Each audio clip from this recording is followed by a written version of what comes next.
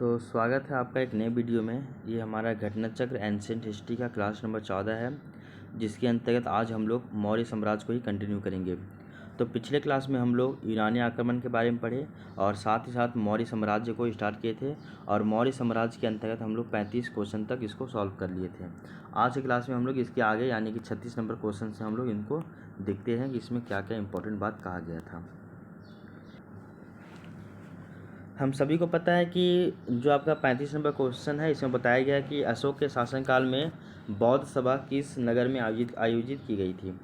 तो हम सभी को पता है कि जो तीसरा बौद्ध संगीति होता है वो आपका अशोक के शासनकाल में होता है और वो भी आपका पाटलिपुत्र में देखने को मिलता है। ठीक ना। तो ये हम लोग जो है वो बौद्ध संगीति के बारे में हम लोग पढ़े थे और इसमें हम लोग जाने थे। सबसे पहले हम लोग जानते हैं कि पहला जो बौद्ध संगीति है वो आपका 483 ईसा पूर्व में होता है, राजगिरी स्थान में होता है और ये गौतम बुद्ध की जस्ट मृत्यु के बाद होता है। इसके अध्यक्ष होते हैं महाकश्यप और इसका शासनकाल होता है अजातशत्रु के।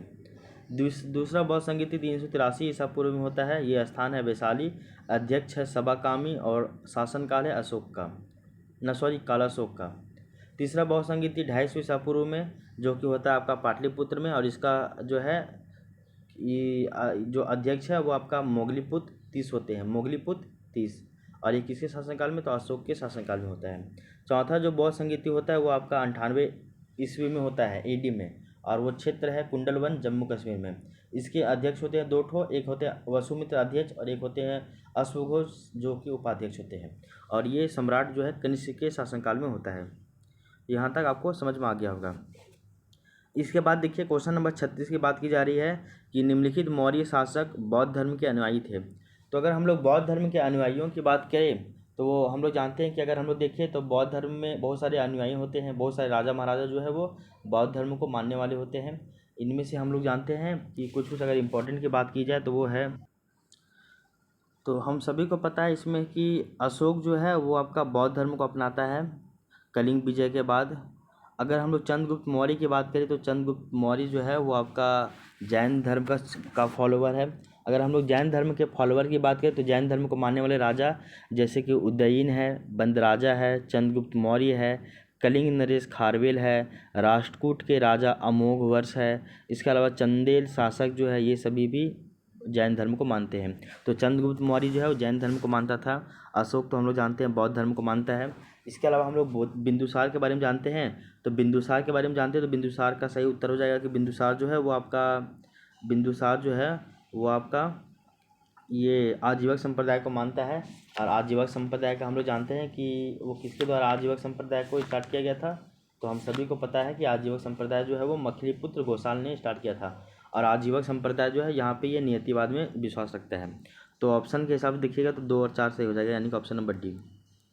इसमें बताया जाता है कि मौर्य शासकों यानी कि अशोक और उसका बेटा दशरथ, अच्छा अशोक का ये बेटा होता है दशरथ, ये भी याद रखिएगा। तो मौर्य शासकों में अशोक और उसका पौत्र यानी कि पोता हो सकता है शायद, तो उसका पोता दशरथ जो दोनों ये था ये बौद्ध धर्म के अनुयायी थे। दशरथ भी अशोक की तरह देव नाम पी की उपाधि धारण करते हैं दशरथ भी। तो दशरथ जो है वो अशोक के पौत्र यानी कि पोता होते हैं। ठीक है ना। चंद्रगुप्त मौर्य तो जैन धर्म को, बिंदुसार तो आजीवक संप्रदाय को मानता है। यहाँ तक हम लोग जान गए। अब देखिए क्वेश्चन नंबर 37 की बात की जा रही है और यहाँ पे है कि रज्जुक, तो पूछा जा रहा है कि रज्जुक कौन थे। तो हम लोग जानते हैं कि मौर्य काल जब चल रहा था तो मौर्य काल में एक अधिकारी होता था मौर्य शासन में, उसका नाम था रज्जुक। क्या था नाम? रज्जुक था। ठीक है ना। इसके बारे में देखिए एक्सप्लेनेशन दिया हुआ है कि एक्सप्लेनेशन में बताया गया है कि अशोक के अभिलेखों में रज्जुक नामक एक अधिकारी का उल्लेख मिलता है। वो अपने चौथे लेख में अशोक रज्जुकों में पूर्ण विश्वास प्रकट करते हुए कहते हैं कि जिस प्रकार माता पिता योग्य धात्री के हाथों में बच्चे को सौंपकर आश्वस्त हो जाते हैं, उसी प्रकार मैंने ग्रामीण जनता के सुखों के लिए रज्जुकों की नियुक्ति कर दी है। ठीक है ना। तो ये आपका रज्जुक के बारे में आपका अशोक के चौथे नंबर के स्तंभ लेख में मिलता है, नॉट शिलालेख में। शिलालेख अलग है, स्तंभ लेख अलग है और गुहा लेख अलग है। शिलालेख आपका 14 गो है अलग से, ठीक ना। और इसके अलावा स्तंभ लेख जो है वो अलग है आपका। ठीक है ना, इसमें कन्फ्यूजन मत होइएगा। हम लोग जानते हैं कि अशोक के बारे में अगर हम लोग बात करें तो अशोक जो है वो पहले ब्राह्मण अनुयायी था, यानी अशोक पहले ब्राह्मण धर्म का अनुयायी था, ठीक है ना। और कलहन का जब हम लोग राजतरंगिणी के बारे में पढ़ते हैं तो उससे पता चलता है कि वह शैव धर्म का भी उपासक था। तो अशोक पहले शैव धर्म का और फिर ब्राह्मण धर्म का उपासक था, ठीक है ना, ये हम लोग जानते हैं। उसके बाद निर्ग्रोध के प्रवचन सुनकर उसने बौद्ध धर्म को अपना लिया था। बाद में जब कलिंग युद्ध होता है ना, उसके बाद वो बौद्ध धर्म को अपना लेता है और निर्ग्रोध के प्रवचन को सुनकर उसने बौद्ध धर्म को अपना लिया। ये सभी हम लोगों को पता है, ठीक है। तो यहाँ तक तो हम लोग जानते हैं। तो रज्जुक जो था, रज्जुक एक तरह से मतलब कि मौर्य शासन में एक अधिकारी होता था, और उसमें बताया जाता है कि जैसे जो है माता पिता के पास बच्चे सेब है, उसी तरह रज्जु के पास हमारा जनता सेब है। आगे देखिए क्वेश्चन नंबर 38 की सार्थवाह किसे कहते हैं। एक पद यहाँ पे है सार्थवाह। सार्थवाह किसको कहते हैं? दलालों को, व्यापारियों के काफिले को, या फिर महाजनों को, या फिर तीर्थयात्रियों को। तो इसका सही उत्तर हो जाएगा व्यापारियों के काफिले को। तो जो व्यापारी लोग होते थे उनके काफिला को जो है वो सार्थवाह कहा जाता था मौर्य काल में, है ना। ये आपका UPPCS स्पेशल मेंस में पूछा गया था 2008 में। इसका एक्सप्लेनेशन देखिए, मौर्य काल में व्यापारिक काफिलों यानी कि कारवां को सार्थवाह की संज्ञा दी गई है। अमर केस के टीकाकार क्षीर स्वामिन ने लिखा है, जो पूंजी द्वारा व्यापार करने पांथों को अगवा, प्रमुख या फिर अध्यक्ष हो वह सार्थवाह है, अर्थात सघनान शर्तों या पांथान वहती सार्थवाह। कहने का अर्थ है कि जो आपका सार्थवाह है ये व्यापारियों के काफिले को कहा जाता था, इतना याद रखिएगा।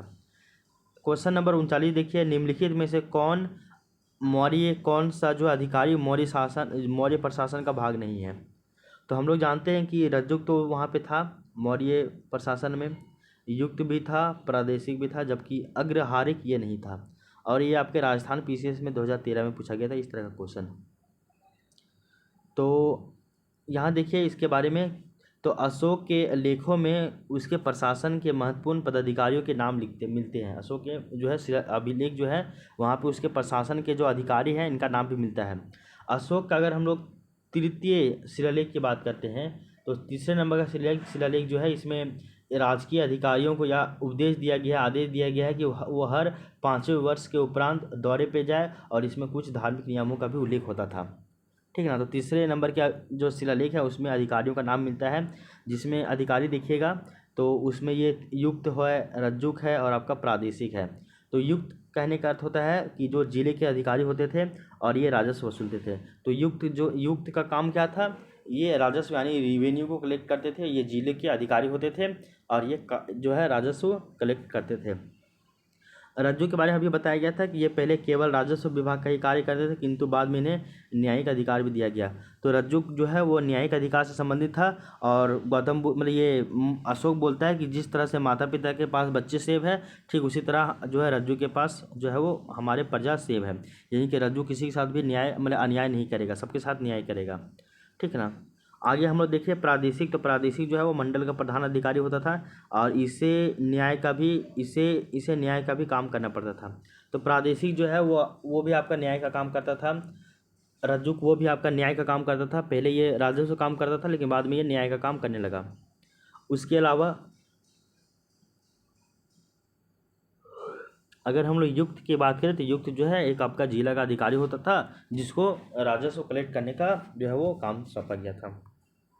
तो युक्त, प्रादेशिक और रज्जुक ये तीनों जो है वो मौर्य काल के अधिकारी होते थे, ठीक है ना, याद रखिएगा। और इसका जो चर्चा मिलता है हम लोगों को शिलालेख, तीसरे नंबर के शिलालेख से। अब देखिए क्वेश्चन नंबर 40, देखिए क्वेश्चन नंबर 40 पूछा जा रहा है कि सारनाथ का जो स्तंभ है किसने बनवाया था। तो सारनाथ का जो स्तंभ है वो हम सभी को पता है अशोक ने बनवाया था। तो सारनाथ का जो स्तंभ है वो किसके द्वारा बनाया गया था? तो हम लोग जानते हैं कि अशोक के द्वारा ये सारनाथ का स्तंभ जो है वो बनवाया गया था, ठीक है ना।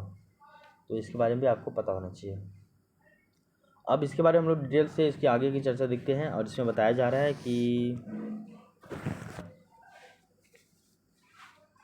इसका एक्सप्लेनेशन देखिए, सारनाथ स्तंभ का निर्माण अशोक ने कराया था और इस स्तंभ के शीर्ष पर 4 सिंहों की आकृति बना हुआ था, यानी 4 वो शेर का आकृति बना हुआ था, जो कि शक्ति का प्रतीक है। और इस प्रतिकृति को भारत सरकार ने अपने प्रतीक चिन्ह के रूप में भी जो है वो यूज किया है। तो हम लोग जानते हैं जब आपका भारत का जो प्रतीक चिन्ह है अशोक स्तंभ, तो अशोक स्तंभ जो है वो आपका सारनाथ स्तंभ का ही जो है वो हिस्सा है, उसी से ये इंस्पायर होकर लिया गया है। और सारनाथ स्तंभ किसने बनवाया था, तो अशोक के द्वारा बनवाया गया था। यह स्तंभ जो है वो मौर्य युगीन वास्तुकला का सबसे अच्छा उदाहरण मिलता है। और मौर्य युगीन सभी स्तंभ जो है चुनार के बलुआ पत्थरों से निर्मित होते हैं, ये भी आपको पता होना चाहिए। यहाँ तक तो हम लोग जानते हैं। इसके अलावा कुछ कुछ और पॉइंट भी देखें तो हम लोग जानते हैं कि अशोक का इतिहास के बारे में हम लोगों को उसके अभिलेखों से ज्ञात होता है। और अभिलेखों को कई सारे भागों में विभाजित किया जाता है। एक है शिलालेख, एक है स्तंभ लेख, एक है गुहा लेख। शिलालेख की बात करें तो वो आपका टोटल कितना है, तो वो आपका टोटल 14 गो है, ये भी हम लोग जानते हैं। इसके अलावा हम लोग जानते हैं कि कर्नाटक के कालाबुर्गी जिले के चित्तापुर तालुक के कनगनहल्ली से प्राप्त उभादार मूर्ति शिल्प रिलीफ स्कल्पचर शिलालेख में अशोक के प्रस्तर रूप चित्र के साथ रानियों अशोक यानी कि राजा अशोक उल्लेखित है। कंगनहल्ली भीमा नदी के बाएं तट पर स्थित है, ये भी आपको पता होना चाहिए। भ्रावु अभिलेख में अशोक ने स्वयं को मगध का राजा बताया है। किस अभिलेख में बताया है, तो भ्रावु अभिलेख में। आगे देखिए, पुराणों में अशोक को अशोकवर्धन और देव नाम पीयपीदस्सी भी कहा गया है। इसके बाद जानते हैं अशोक का जब अभिषेक होता है तो अभिषेक के ठीक 8 साल के बाद लगभग 261 ईसा पूर्व में कलिंग पर उसको आक्रमण करना पड़ता है। और कलिंग की राजधानी जो तोसली है उसके ऊपर अधिकार कर लेता है। और इसका जानकारी हम लोग को अशोक के 13वें नंबर के शिलालेख में मिलता है। इसके अलावा हम लोग जानते हैं कि प्लिनी का जो कथन है कि मिस्र के राजा फिलाडेल्फस, जिसको टॉलमी द्वितीय भी कहते हैं, उसने पाटलिपुत्र में डियानीसियस नामक एक राजदूत भेजा था। तो जैसे हम लोग देखें कि चंद्रगुप्त मौर्य के शासनकाल में डायमेकस आया, बिंदुसार के शासनकाल में डायमेकस आया, फिर चंद्रगुप्त मौर्य के शासनकाल में कौन आया वो सभी हम लोग जानते हैं। उसी तरह जो है आपका अशोक के शासनकाल में भी एक राजदूत आता है और वो आता है जिसका नाम है डियानीसियस। क्या नाम है, डियानीसियस। और वो मिस्र के राजा फिलाडेल्फस यानी कि टॉलमी द्वितीय का राजदूत होता है। इसके बाद हम लोग जानते हैं कि अशोक जो है पहले ब्राह्मण ग्रंथ का अनुयायी था, बाद में वो शैव धर्म का उपासक हो जाता है। ये कलहन की राजतरंगिणी में हम लोग को देखने को मिलता है। अशोक एक उपासक के रूप में अपने राज्याभिषेक के 10वें वर्ष बोधगया गया और 12 वर्ष निगाली सागर की एवं 20वें वर्ष में लुम्बिनी की यात्रा करता है, ये भी याद रखिएगा। इसके बाद देखिए, अरोरा लेख में यह घोषणा की गई है कि अशोक व्यक्तिगत रूप से बौद्ध धर्म का अनुयायी था। तो किस लेख में, तो अरोरा लेख में। आगे देखिए, रुम्मनदेई स्तंभ अभिलेख और निगाली सागर स्तंभ अभिलेख बौद्ध मत में अशोक की आस्था का जो है वो स्पष्ट प्रमाण हम लोगों को देखने को मिलता है। तो यहाँ तक आपको पता होना चाहिए अशोक के बारे में। अशोक के बारे में हम लोग जानते हैं कि जो शिलालेख है, शिलालेख का जो है मतलब कि शिलालेख जो है अशोक का वो आपका 4 तरह का देखने को मिलता है।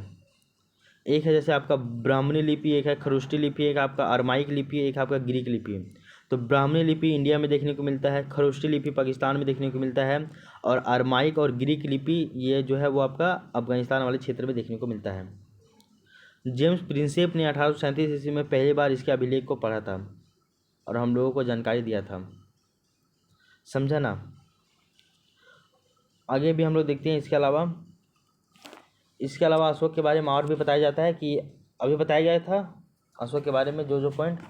इसके बाद देखिएगा, अशोक जो है वो सांची का स्तूप बनाता है भोपाल में, जिसको सांची का स्तूप को नष्ट कौन करता है, तो आपका पुष्यमित्र शुंग के द्वारा इसको नष्ट किया जाता है। उसके बाद अशोक के द्वारा सारनाथ का स्तंभ भी बनवाया जाता है, ये भी याद रखिएगा। अंतिम मौर्य शासक की बात करें तो आपका होता है बृहद्रथ, और इसकी हत्या जो है पुष्यमित्र शुंग के द्वारा किया जाता है। उसके बाद मौर्य वंश को रिप्लेस करके शुंग वंश स्टार्ट हो जाता है, फिर मौर्य वंश समाप्त और शुंग वंश की स्थापना होती है। यहाँ तक तो हम लोग जानते हैं। ये था आपका इसमें। इसके अलावा कुछ और भी पॉइंट है जो कि महत्वपूर्ण है, वो भी आपको पता होना चाहिए। आपको पता होना चाहिए कि अशोक ने आजीवकों को रहने के लिए, जो आजीवक है, अभी बताया गया था कि आजीविकों को रहने के लिए बराबर की पहाड़ियों पर 4 गुफाओं का निर्माण करता है, जिसका नाम वो कर्ज, चौपार, सुदामा तथा विश्व झोपड़ी के नाम से रखता है। अशोक के पुत्र दशरथ ने, यानी कि उसके जो पोता है दशरथ ने, आजीविकों को नागार्जुन गुफा प्रदान किया था।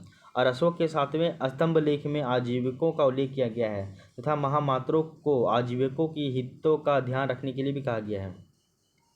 आगे देखिए, अशोक ने बौद्ध धर्म के प्रचार के लिए अपने पुत्र महेंद्र एवं पुत्री संघमित्रा को श्रीलंका भेजा था। और बौद्ध परंपरा और उनके लिपियों के अनुसार अशोक ने 84,000 स्तूपों का निर्माण करवाया था। बाप रे बाप। भारत में शिलालेख का प्रचलन सर्वप्रथम अशोक ने ही करवाया था। और अशोक के शिलालेख की बात करें तो आपका ब्राह्मणी, खरोष्टी और आपका ग्रीक एवं अरमाइक लिपि में मिलता है। ब्राह्मणी इंडिया में, खरोष्टी ये आपका पाकिस्तान में, और ग्रीक और अरमाइक आपका अफगानिस्तान में। हम लोग जानते हैं यहाँ तक। तो ग्रीक एवं अरमाइक लिपि का अभिलेख जो है अफगानिस्तान से, खरोष्टी लिपि का अभिलेख जो है शहबाजगढ़ी एवं मनसेहरा यानी कि पाकिस्तान के पेशावर से। इसके अलावा शेष जो है यानी कि ये ब्राह्मणी लिपि, तो ब्राह्मणी लिपि भारत में देखने को मिलता है। इसके अलावा देखो कि हम लोग जानते हैं खरोष्टी लिपि जो है वो उर्दू के जैसा दाईं से बाईं लिखी जाती है, यानी कि इधर से स्टार्ट करेगा इधर जाएगा। इसके अलावा हम लोग देखते हैं कि अशोक के जो है अभिलेख, इसको 3 भागों में बांटा जाता है, शिलालेख में, स्तंभलेख में और गुहालेख में। अशोक के शिलालेख की खोज 1750 ईस्वी में पाडेत्री पैंथेलर ने किया था। इसकी संख्या टोटल कितना है? 14 है। अशोक के अभिलेख को पढ़ने में सबसे पहले सफलता किसने प्राप्त की? तो 1837 ईस्वी में जेम्स प्रिंसेप ने प्राप्त की।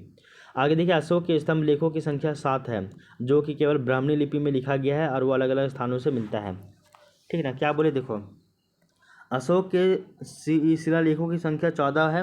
अशोक के स्तंभ लेखों की संख्या टोटल 7 है, ये याद रखिएगा। ठीक है ना? आगे देखिए, कौशाम्बी अभिलेख को रानी का अभिलेख भी कहा जाता है, और अशोक का जो 7वां अभिलेख है वो सबसे लंबा है। और अशोक का सबसे छोटा अभिलेख की बात करें तो आपका रुम्मिनदेही अभिलेख है। कौन सा है? रुम्मिनदेही। इसके बाद देखिए, इसी में ही रुम्मिनदेही अभिलेख में ही लुम्बिनी में धम्म यात्रा के दौरान अशोक के द्वारा भू राजस्व की जो दर है वो 1/8 जो भाग कर दिया गया था, और लुम्बिनी ग्राम का धार्मिक कर यानी कि बलि इसको माफ़ कर दिया गया था। आगे महास्थान जो कि बांग्लादेश से प्राप्त सोगोरा का ताम्रपत्र अभिलेख में मौर्य काल में अकाल, सूखा जैसे देवीय प्रकोप के समय राज्य के द्वारा राहत कार्य किए जाने का जो है विवरण मिलता है। ये हम सभी को पता होना चाहिए। तो यहाँ तक तो हम लोग समझ गए हैं। अब इसके बाद की चर्चा हम लोग करेंगे। अब हम लोग इसके आगे क्वेश्चन देखते हैं, क्वेश्चन नंबर 41। ठीक है ना? क्वेश्चन नंबर 48 देखते हैं हम लोग। और क्वेश्चन नंबर 48 है कि निम्नलिखित में से किसे सर्वश्रेष्ठ स्तूप मानते हैं? तो हम लोग जानते हैं सांची का जो स्तूप है इसको हम लोग सर्वश्रेष्ठ स्तूप मानते हैं। सांची का स्तूप अशोक बनवाया था। सारनाथ का जो है ये स्तंभ वो भी अशोक ने बनवाया था। सांची का स्तूप जो है वो आपका बनवाया था अशोक। कहाँ पे? तो भोपाल में बनाता है, यानी कि मध्य प्रदेश में बनाता है। और इसको नष्ट कौन करता है? तो पुष्यमित्र शुंग करता है ना?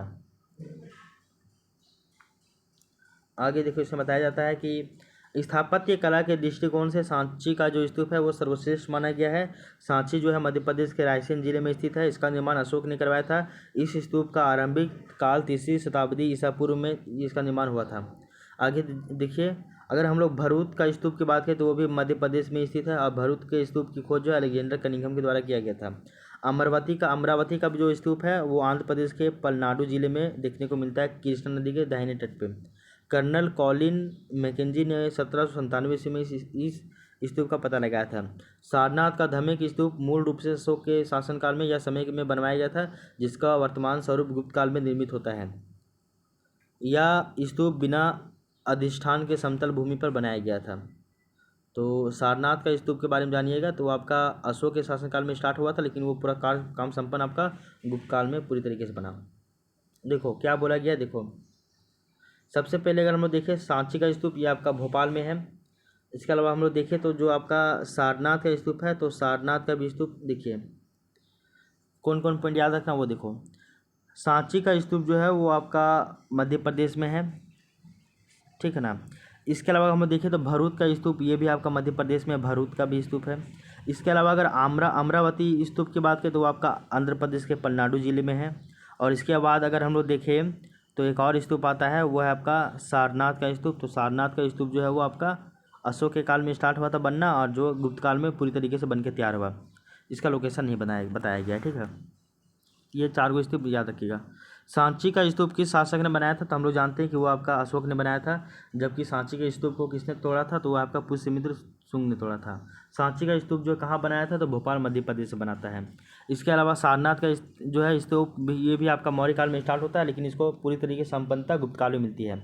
इसके अलावा हम लोग देखिए अमरावती, ठीक ना, अमरावती जो स्तूप है वो आपका आंध्र प्रदेश के पलनाडु जिले में है। इसके अलावा भरूच का स्तूप जो वो आपका मध्य प्रदेश में है, और सांची का स्तूप भी मध्य प्रदेश में ही है। सांची का स्तूप किसने बनाया था? तो हम सभी को पता है आपका अशोक ने बनाया था। ये MPP से 2006, 1995 और 2012 में पूछा गया बार बार। इसके बाद देखिए विश्व प्रसिद्ध पर्यटन स्थल सांची का प्राचीन नाम क्या था। ये अभी आपका एमपीपीसी से पूछा है बार बार। तो हम लोग देखिए, अगर हम लोग देखिए तो सांची का जो है प्राचीन नाम था वो था आपका काकनाम। तो विश्व प्रसिद्ध पर्यटन स्थल सांची का जो स्तूप है वो आपका मध्य प्रदेश के रायसेन जिले में बनाया गया है, विदिशा के समीप। और यहाँ पर पर्वत के ऊपर कई स्तूपों का निर्माण कराया गया है। इस कारण इसे महावंश में चेतीय यानी कि स्तूप का दूसरा नाम ये चेतीय गिरिक भी कहा जाता है। 4वीं सदी के गुप्त लेख में इसका नाम जो है काकनाम यानी कि काकनाड महाविहार भी देखने को मिलता है। ठीक है ना। तो जो आपका सांची का जो है प्राचीन नाम काकनाम भी देखने को मिलता है, जो कि सांची का स्तूप अशोक के द्वारा बनाया गया था। और सांची का स्तूप को नष्ट कौन किया, तो पुष्यमित्र शुंग के द्वारा। आगे देखिए, भरूच का स्तूप जो भी बताया गया था कि आपका मध्य प्रदेश में ही है, ये किस राजवंश से संबंधित है, तो ये जो है आपका शुंग कालीन स्थापत्य है। तो भरूच का जो स्तूप है ये भी आपका मध्य प्रदेश में है। सांची का स्तूप ये भी आपका मध्य प्रदेश में है। सांची का स्तूप आपका मौर्य काल में बना, जबकि भरूच का स्तूप जो है वो आपका शुंग काल में बना है। सांची का स्तूप को तोड़ा कौन, तो पुष्यमित्र शुंग, और बनाया कौन, अशोक। भरूच का स्तूप कब बना, तो शुंग काल में बनता है। आगे देखो, भरूच एवं सांची स्तूप की स्थापना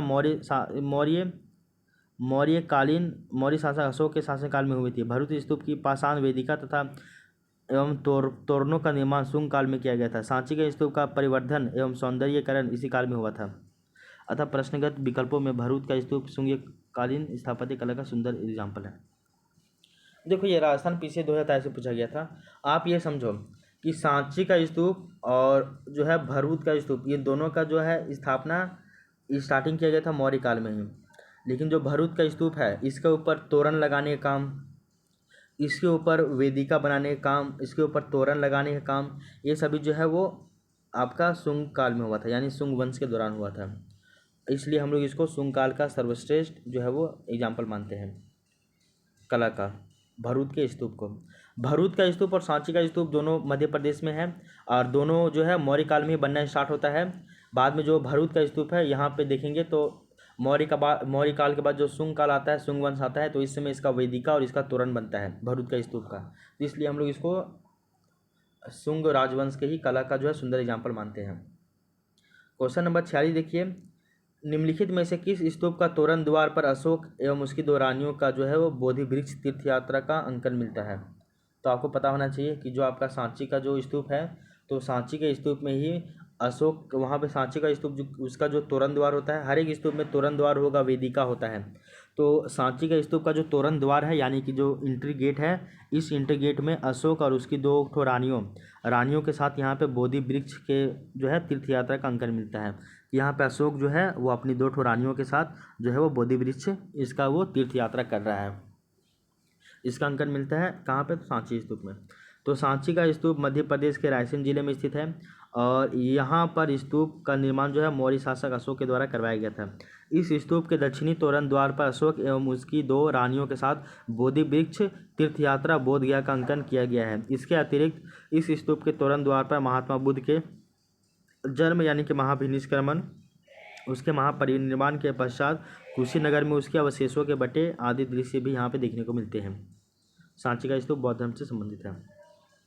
सूची 1 को सूची 2 से मिलाना है। तो हम सभी को पता है कि यहाँ पे स्मारक और आपका भगवान अवशेष, तो कहाँ कहाँ पे क्या है, कौशाम्बी, कुशीनगर, सारनाथ और श्रावस्ती में क्या क्या है वो जानिए। हम लोग जानते हैं कि कुशीनगर में मल्लू की राजधानी पावापुरी से बाद फिर कुशीनगर में ये गौतम बुद्ध की मृत्यु होती है। सारनाथ में अपना पहला उपदेश देता है, श्रावस्ती में सबसे ज़्यादा उपदेश देता है, कौशाम्बी भी गौतम बुद्ध से संबंधित है। तो यहाँ पे 1 और 2 को मिलाना है, तो इसको हम लोग एक्सप्लेनेशन के माध्यम से देखते हैं क्योंकि बहुत ज़्यादा पेचीदा है, आप भूल जाइएगा। तो दिए गए स्थान और उनसे संबंधित स्मारकों का सही जो है सुमेलन निम्नानुसार है, इस अनुसार है। देखिए, अगर बात कीजिएगा कौशाम्बी में आपका घोषिताराम मठ है, कुशीनगर में आपका राणा भर स्तूप है, और सारनाथ में धमेक स्तूप है, और श्रावस्ती में सहित महत है। ये इंपॉर्टेंट नहीं है, ये आपका यूपीपीसीसी के लिए इंपॉर्टेंट था।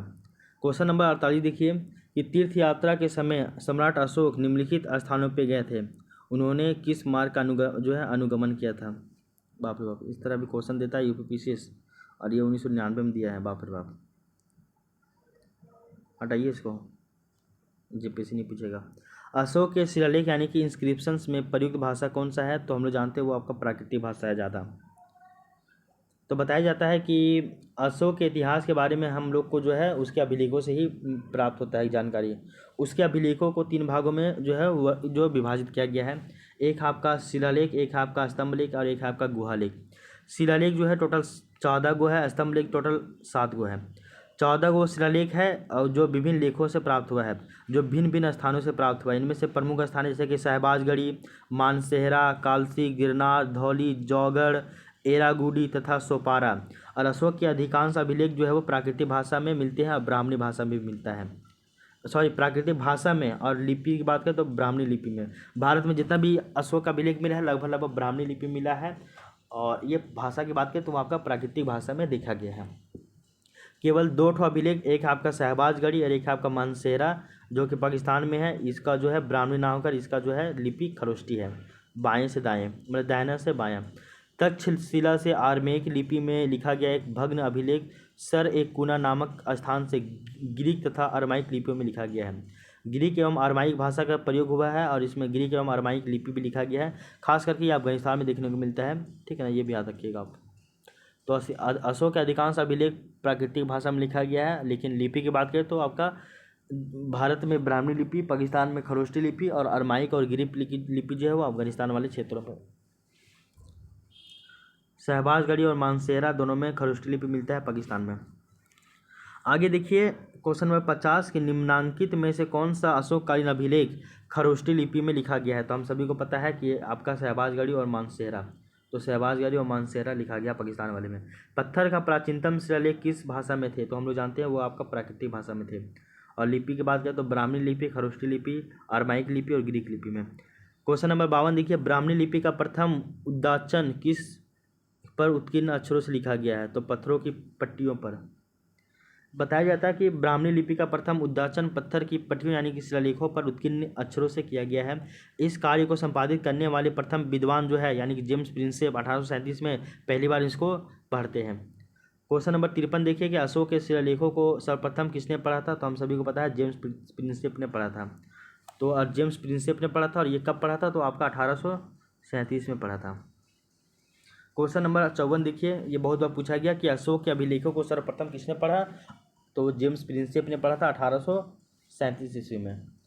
अशोक के शिलालेखों की खोज 1750 ईस्वी में पाडित्री पैंथेलर ने किया था, लेकिन इसकी जो है शिलालेखों के बाद हम लोग देखते हैं शिलालेख की संख्या टोटल 14 गो है। और अशोक के जो शिलालेख है इसको पढ़ने का यानी कि अभिलेख को पढ़ने का सबसे पहले सफलता जेम्स प्रिंसेप को मिलता है 1837 ईस्वी में। क्वेश्चन नंबर 54 देखिए अशोक के अभिलेखों को सर्वप्रथम किसने पढ़ा, जेम्स प्रिंसेप ने। क्वेश्चन नंबर 55 देखिए ब्राह्मणी लिपि को सर्वप्रथम किसने पढ़ा, तो जेम्स प्रिंसेप ने। ये आपका बीपीएससी में भी पूछा गया 48 और 42 में। फिर देखिए क्वेश्चन नंबर 56 कि अशोक के शिलालेखों को पढ़ने वाला प्रथम अंग्रेज कौन था, तो जेम्स प्रिंसेप 1837 में। क्वेश्चन नंबर 57 देखिए यह भी आपका IAS 2016 में पूछा गया था कि सम्राट अशोक के राज देशों का पहला विक्यूटन यानी कि डिसाइफर किसने किया था, तो जेम्स प्रिंसेप ने किया था 1837 में।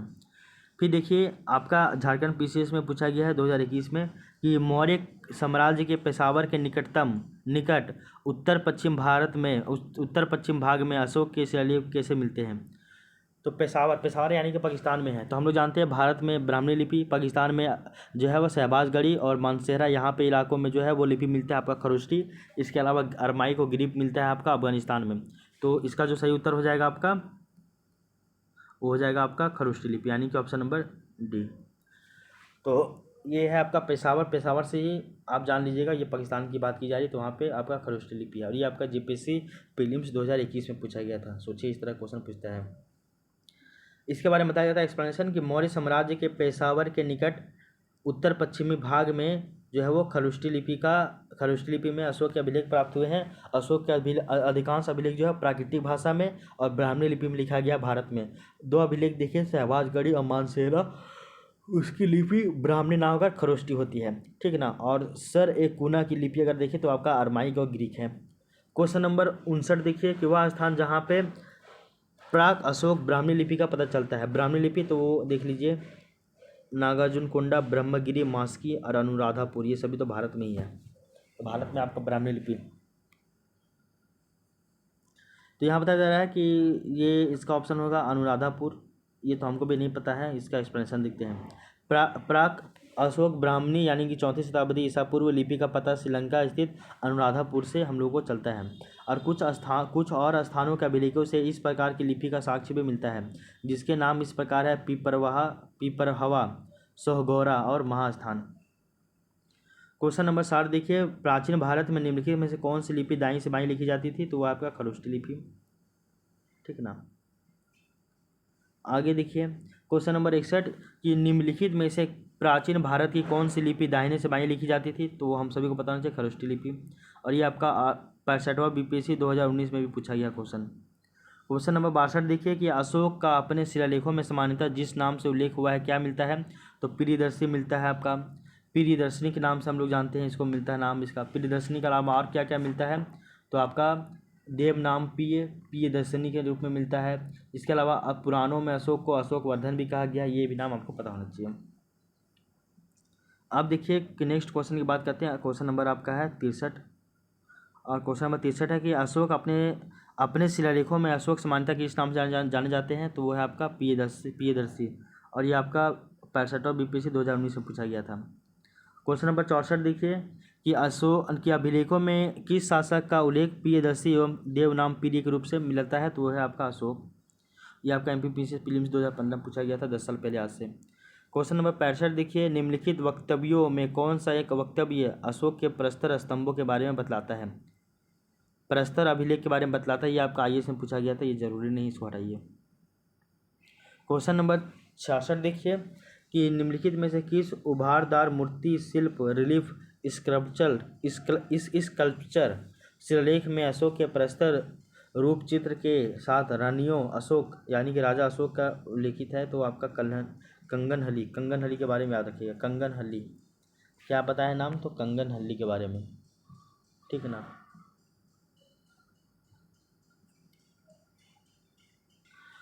तो ये जो है ये आपका लुसेंट बुक में भी लिखा हुआ। हम लोग जानना होगा, एक पॉइंट याद रखिएगा कि कर्नाटक के कलाबुर्गी जिले में कर्नाटक में एक ज़िला है जिसका नाम है कलाबुर्गी। और कलाबुर्गी ज़िले में एक प्लेस है जिसका नाम है चितापुर तालुक। वहाँ पे से एक कनगनहल्ली से एक प्राप्त हुआ था उभारदार मूर्ति शिल्प रिलीफ स्कल्पचर। ये अशोक में शिलालेख में अशोक के प्रस्तर रूप चित्र के साथ जो है वो रनियो अशोक यानी कि राजा अशोक का यहाँ पे जो है वो मिलता है। तो कंगनहल्ली कहाँ मिलता है? तो हम लोग जानते हैं कर्नाटक के एक प्लेस है आपका कलाबुर्गी ज़िले, कर्नाटक के कलाबुर्गी ज़िले के चितापुर तालुक के। तो चितापुर तालुक के एक वहाँ पे प्लेस से मिलता है आपका कंगनहल्ली या फिर इसको बोलते हैं कनगनहल्ली या फिर कंगनहल्ली। ये एक मिलता है उभारदार मूर्ति शिल्पकला है ये। और ये जो है आपका रिलीफ स्कल्पचर है जिससे अशोक के बारे में पता चलता है, अशोक के प्रस्तर रूप चित्र के बारे में। ये आपका आईएएस में पूछा गया था, ठीक है ना। इसके बारे में आपको पता होना चाहिए। और जो आपका कंगनहल्ली जो है वो आपका भीमा नदी के बाएं तट पे है। तो कंगनहल्ली जो है भीमा नदी के बाएं तट पे है और ये आपका कर्नाटक में मिलता है ना। कर्नाटक का एक जिला होता है कलाबुर्गी, तो कलाबुर्गी जिले में मिलता है ये आपका कंगनहल्ली। ये जो आपका उभारदार मूर्ति शिल्प ये मिलता है, ये मतलब कि कंगनहल्ली एक शिलालेख मिलता है जो कि उभारदार मूर्ति शिल्प होता है।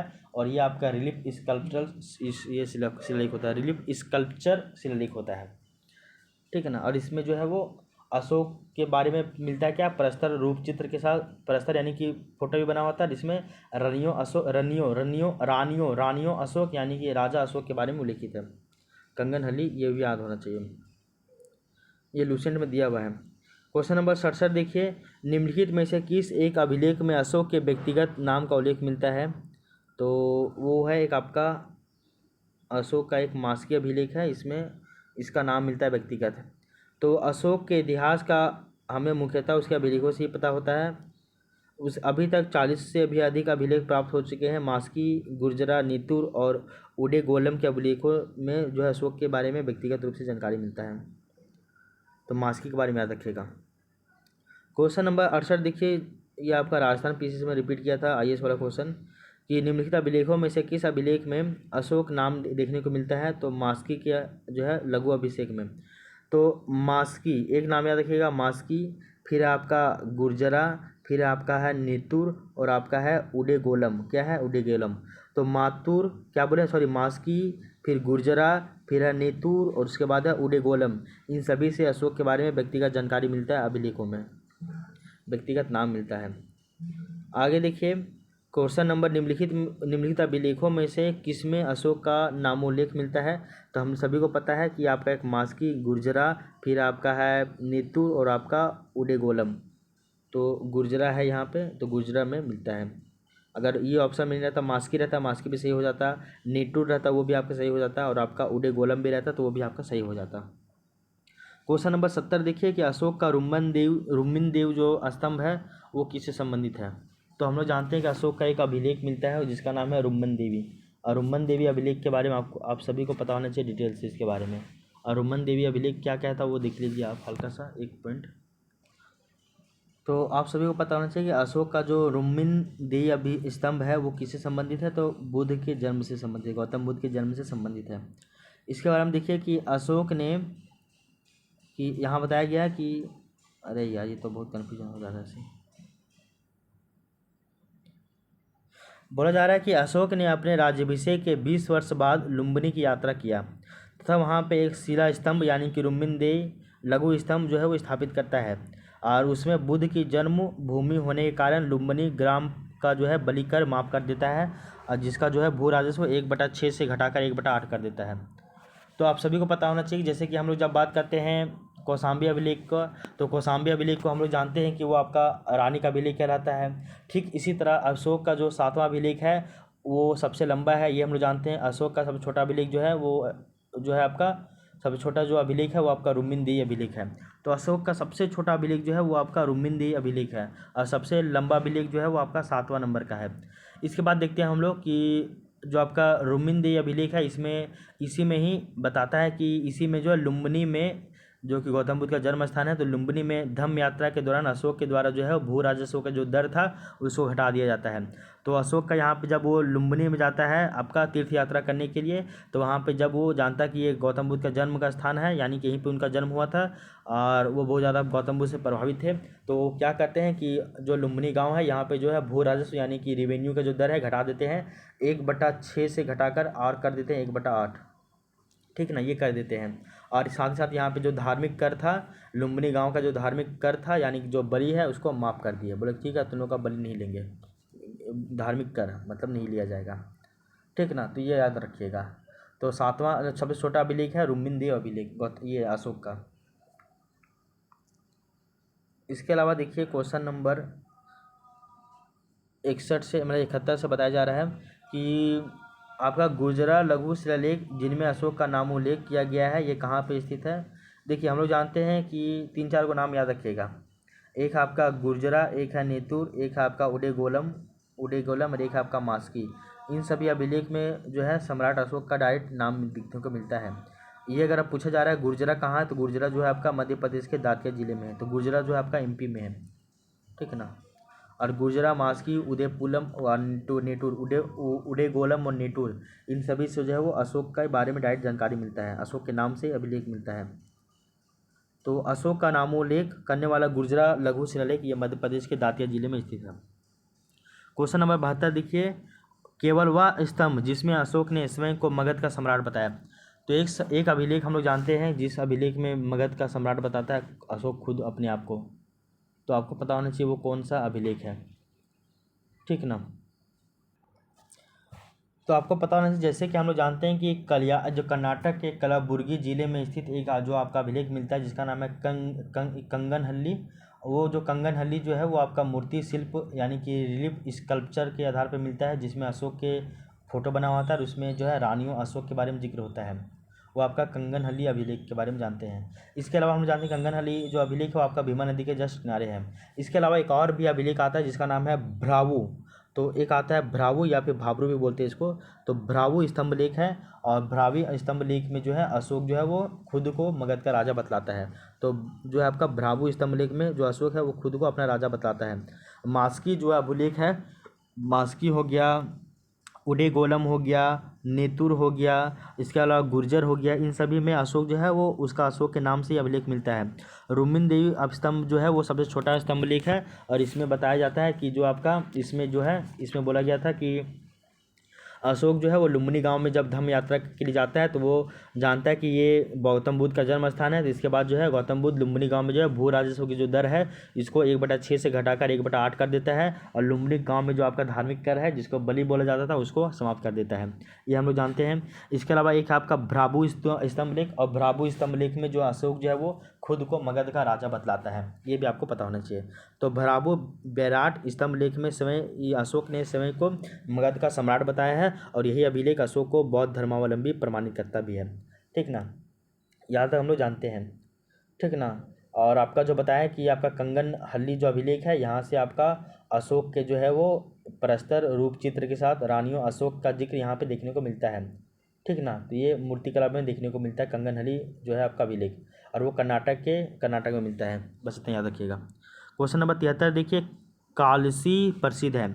तो कालसी क्यों प्रसिद्ध है? तो अशोक के शिलालेखों के कारण जो है वो कालसी प्रसिद्ध है। कालसी जो है उत्तराखंड के देहरादून जिले में स्थित एक प्लेस है और यहाँ पे अशोक के शिलालेख मिला है, इसलिए कालसी का जो है ऐतिहासिक महत्व देखने को मिलता है। इसके अलावा देखिए उत्तराखंड में सम्राट अशोक के शिलालेखों की एक प्रकृति कहाँ पे मिली है? तो हम लोग जानते हैं कालसी में मिली है, और ये आपका उत्तराखंड में भी पूछा गया 2007 में। आगे देखिए, निम्नलिखित युग्मों पर विचार कीजिए अशोक के प्रमुख शिलालेख और वह स्थान जहाँ पे वो मिलते हैं। तो कालसी अभिलेख हम लोग जानते हैं कि कालसी अभिलेख जो है वो आपका कहाँ पे मिला है? तो आपका उत्तराखंड में मिला है। उत्तराखंड में कालसी अभिलेख जो है उत्तराखंड में मिलता है, तो ये तो गलत बात है।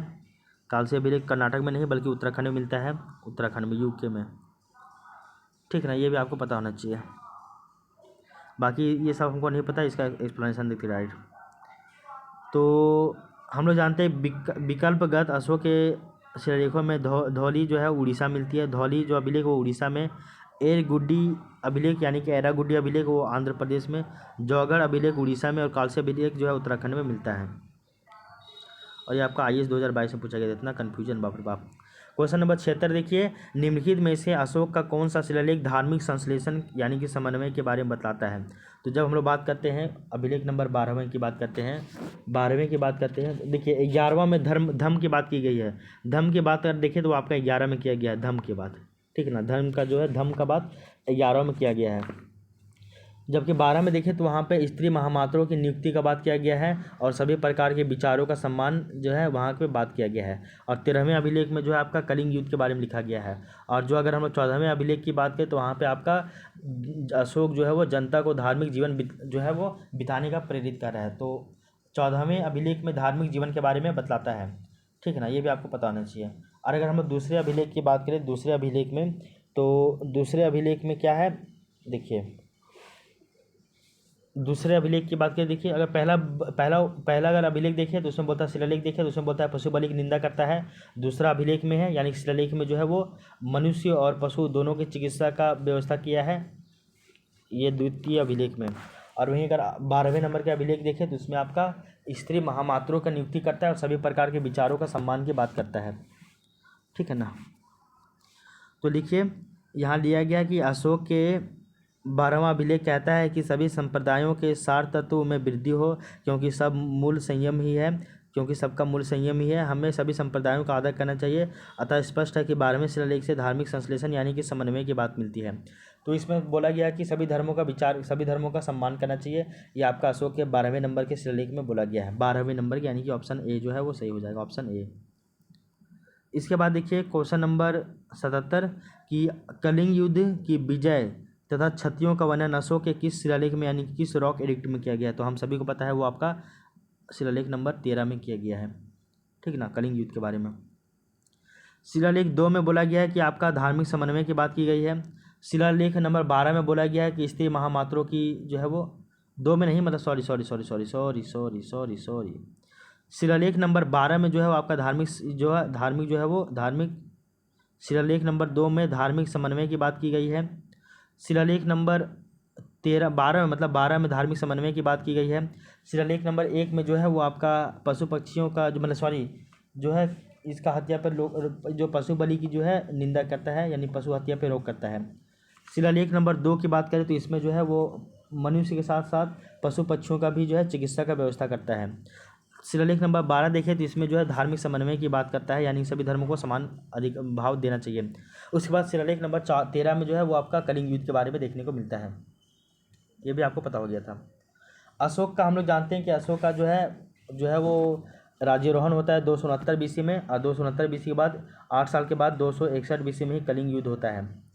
कलिंग युद्ध होता है और वो आपका अशोक और कलिंग का राजा जो खारवेल इसके बीच में होता है। और कलिंग युद्ध के बाद जो है वो अशोक जो है वो शस्त्र को त्याग देता है और बौद्ध धर्म को अपना लेता है। इसकी जानकारी इसके 13वें नंबर के जो है शिलालेख से हम लोगों को मिलती है, ठीक है ना। अशोक का अगर हम लोग बात करें तो अशोक जो है वो जन्म इसका होता है 273 में और ये रहता है 232 तक। इसके पिता रहते हैं बिंदुसार, यानी कि बिंदुसार के बेटे रहते हैं, ठीक ना। देखो चंद्रगुप्त मौर्य का बेटा बिंदुसार, बिंदुसार का बेटा अशोक, और अशोक का बेटा कौन है तो वह है आपका अशोक का पोता है कौन है तो दशरथ। ये भी आपको पता होना चाहिए, यहाँ तो हम लोग जानते हैं, ठीक है ना।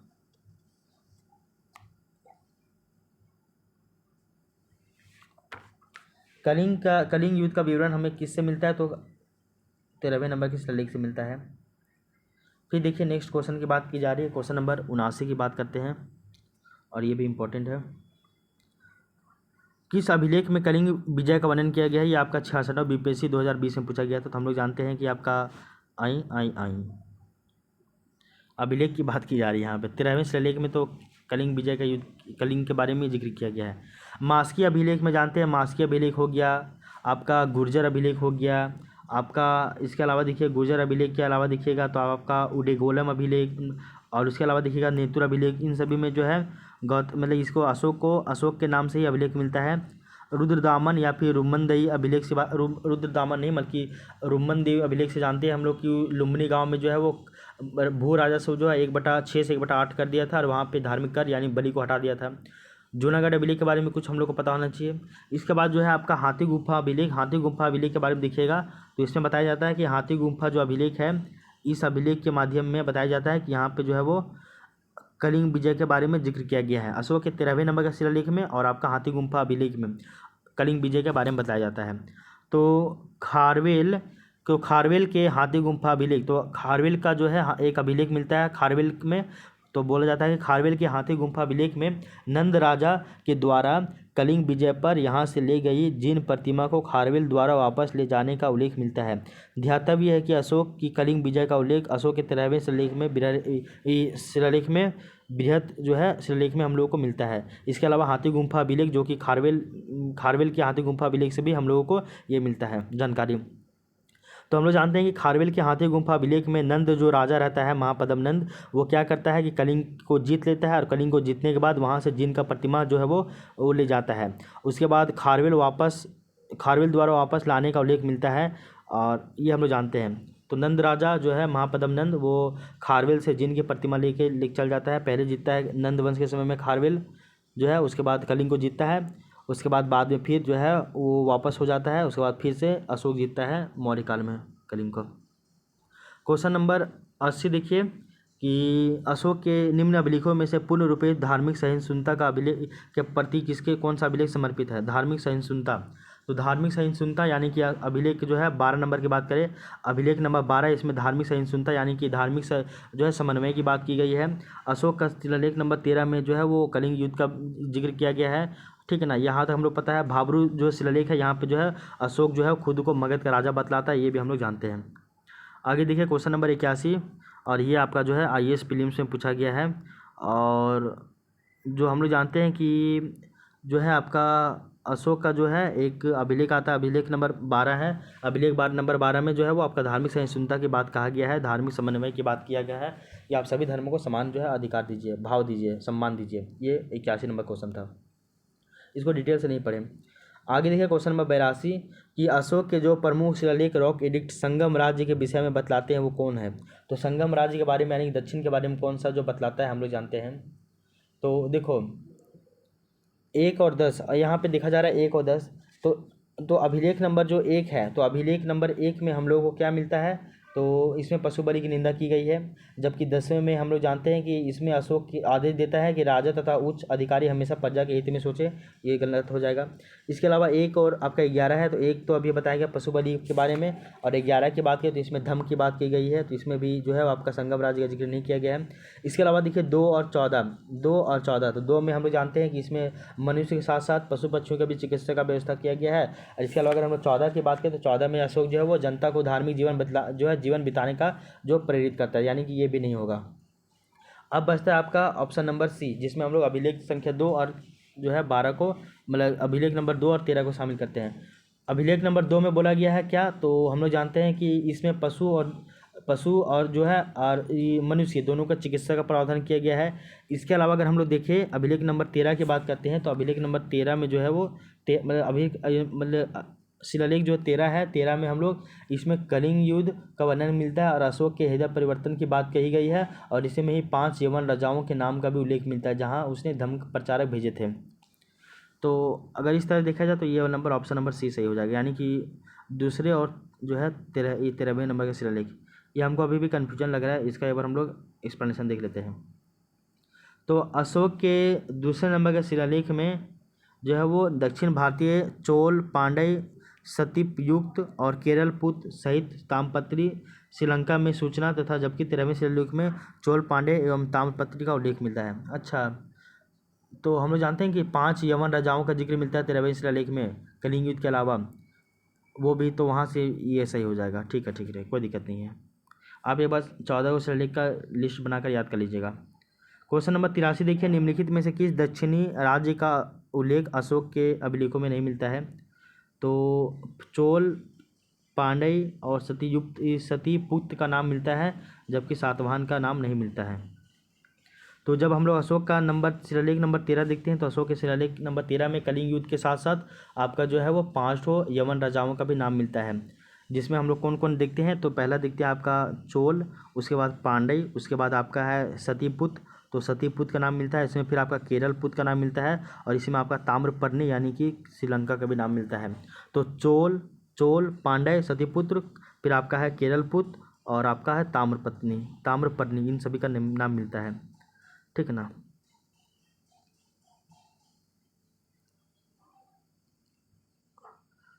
इसके अलावा 13वें शिलालेख में चोल, पांड्य और ताम्रपर्णी का उल्लेख मिलता है। ताम्रपर्णी बोले तो श्रीलंका, चोल, पांड्य और ताम्रपर्णी का उल्लेख मिलता है ये शिलालेख नंबर 13 में, और जबकि शिलालेख नंबर 2 में जो है वो आपका चोल, पांड्य, सतीपुत्र, केरल पुत्र और ताम्रपर्णी यानी श्रीलंका का जिक्र मिलता है। तो यहाँ तक आपको पता होना चाहिए। इसके बाद देखिए क्वेश्चन नंबर 84 की टॉलमी फिलाडेल्फिया जिसके काल में अशोक ने राजनयी संबंध थे, वो कहाँ का शासन था। तो हम सभी को पता है कि एक पॉइंट अभी आपको बताया गया था कि प्लिनी का ही कथन है कि मिस्र के राजा फिलाडेल्फस यानी कि टॉलमी द्वितीय, तो फिलाडेल्फस को ही टॉलमी द्वितीय कहा जाता है। वो जो है वो पाटलिपुत्र में डियानिसियस नामक एक राजदूत भेजता है, वो किसके शासनकाल में, तो मतलब ये अशोक के शासनकाल में। तो मिस्र का राजा रहता है जिसका नाम रहता है राजा फिलाडेल्फस, जिसको टॉलमी जो है वो द्वितीय भी कहा जाता है, और ये अपना एक राजदूत भेजता है पाटलिपुत्र में जिसका नाम क्या है, तो आपका है डियानिसियस। आगे देखिए, अगर हम लोग बात करें तो अशोक जो है मौर्य शासक अशोक जो है अशोक के 13वें शिलालेख से प्राप्त होता है कि अशोक जो है वो 5 यमन राजाओं के साथ मैत्रीपूर्ण संबंध बनाता है। 5 यमन राजाओं के साथ, यमन देश के राजाओं के साथ मैत्रीपूर्ण यानी मित्रता बनाता है, जिनमें आपका एंटीयोकस द्वितीय है जो कि आपका सीरिया के शासक है, एंटीयोकस द्वितीय सीरिया के शासक। फिर आपका टॉलमी जो है टॉलमी द्वितीय जो कि आपका फिलाडेल्फस है, जो कि आपका मिस्र का राजा है। इसके अलावा देखते हैं हम लोग जो कि आपका एंटीगोनस यानी कि गोनातास है, जो कि मैसेडोनिया या फिर मकदूनिया का राजा था जिसका नाम था अंतकिनी। इसके अलावा साइरिन का शासक था जिसका नाम था मग, और आपका एक है एपिरस का राजा जिसका नाम था अलेक्जेंडर एपाइरस, जो कि अलेक्जेंडर के नाम से भी जाना जाता है। तो अशोक के 13वें नंबर के शिलालेख में 5 यमन राजाओं का भी जिक्र मिलता है, ये भी याद रखिएगा। आगे देखिए, अशोक का समकालीन तुर्मई कहाँ का राजा था। अगर हम लोग तुर्मई की बात करें तो तुर्मई कहाँ का राजा था, तो हम लोग जानते हैं कि ये आपका मिस्र का राजा था। तुर्मई जो है मिस्र का राजा था। यहाँ से क्वेश्चन बनता है इसलिए आप इसको याद कर लीजिएगा इसको, ठीक है ना। तो अशोक के शासनकाल में मिस्र के राजा कौन थे? तो फिलाडेल्फस, जिसको टॉलमी द्वितीय कहा जाता है। इसके अलावा सीरिया के शासक थे आपके एंटियोकस द्वितीय।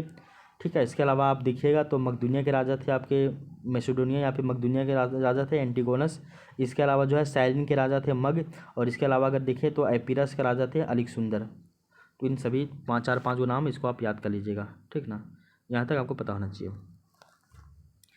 फिर हम लोग जानते हैं कि क्वेश्चन नंबर 86 के निम्नलिखित में से किस राजवंश के शासकों के सुदूर देशों के जैसे सीरिया, मिस्र, इन सभी के साथ राजकीय संबंध था? तो मौर्य काल में हम लोग देखते हैं सीरिया हो गया, आपका मिस्र हो गया, इसके अलावा आपका साइरिन हो गया, मकदूनिया हो गया, मैसिडोनिया हो गया, एपिरस हो गया। इन सभी राजाओं के साथ मौर्य काल में संबंध बहुत बढ़िया था, हम लोग जानते हैं, ठीक ना। तो आज हम लोग क्वेश्चन नंबर 46 तक ही देखते हैं, 86 तक ही देखते हैं और 86 तक हम लोग आज पढ़ेंगे। कल की क्लास में 86 से लेके 140 तक देख लेंगे। तो कल की क्लास में हम लोग जो है वो मौर्य काल को समाप्त कर देंगे। मौर्य काल आपका ज़्यादा बचा हुआ नहीं है और ये आपका कंप्लीट हो जाएगा। तो आज की क्लास में हम लोग मौर्य काल से संबंधित आधा जितना हो पाए वहाँ तक पढ़े। अब इसके बाद की चर्चा हम लोग नेक्स्ट क्लास में पढ़ेंगे, ठीक है ना। तो आई होप ये क्लास आपको पसंद आया होगा, आपको किसी भी तरह कोई भी कन्फ्यूजन नहीं हुआ होगा। आप इसके साथ ये क्वेश्चन को लगाइएगा और इसके साथ थोड़ा बहुत लुसेंट बुक को पढ़ते जाइएगा तो आपका फैक्चुअल डाटा बहुत स्ट्रांग हो जाएगा। उसके बाद आप जान लीजिए कि अगर एग्ज़ाम में अगर 20 क्वेश्चन पूछ रहे हैं तो 20 में से कम 15-16 बनाने की स्थिति में रहिएगा। अगर 15 क्वेश्चन पूछ रहे हैं तो आप 11-12-13 क्वेश्चन बनाने की स्थिति में रहिएगा। 2-3 क्वेश्चन हर एग्ज़ाम में छूटेगा ही छूटेगा, आप उसके लिए मत जाइए, वरना आप इसी के ऊपर ही हिस्ट्री पढ़ते चले जाइएगा और आपका कुछ भी कवर नहीं होगा। तो इसलिए आप इसमें ज़्यादा डूबिए मत। बोलते नहीं कि भूसी के ढेर से आपका चावल निकालना है, तो जितना ज़रूरी है उतना ही निकाल लीजिए, ज़्यादा परेशान मत होइएगा। तो इतना क्वेश्चन आप कवर कर लीजिए इससे, और क्वेश्चन के साथ साथ जो फैक्ट उसको तैयार कर लीजिए, आपका बहुत सारा कॉन्सेप्ट जो है रेडी हो जाएगा। तो आज की क्लास को हम लोग यहीं पे रखते हैं, क्वेश्चन नंबर 86 तक।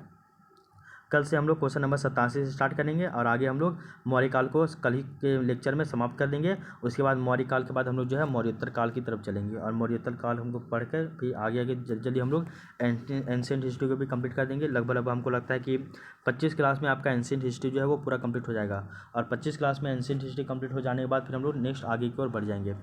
तो मिलते हैं नेक्स्ट क्लास में, तब तक के लिए thank you, take care, bye bye.